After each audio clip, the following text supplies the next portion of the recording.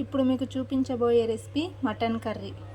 ముందుగా స్టవ్ వెలిగించుకొని ఒక గిన్నె పెట్టుకొని 3 టేబుల్ స్పూన్ల ఆయిల్ వేసుకోవాలి.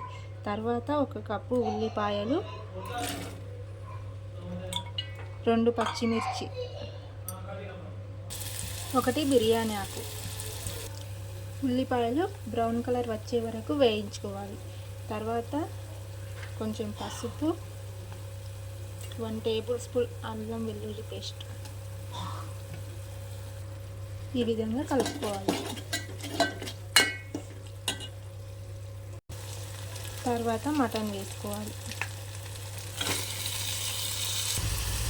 మటన్ వేసి కలుపుకొని 5 నిమిషాలు ఉడికించుకోవాలి. 1 టేబుల్ స్పూన్ కారం, 1 కప్పు టమాటో వేసుకొని కలుపుకోవాలి. రుచికి సరిపడా ఉప్పు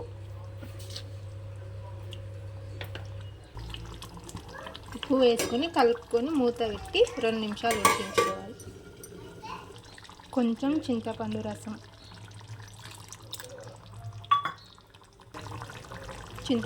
వేసి కలుపుకొని 1 టేబుల్ స్పూన్ ధనియాల పొడి, కొంచెం గరం మసాలా, కొంచెం కొత్తిమీర వేసి కలుపుకోవాలి. Mutton curry ready.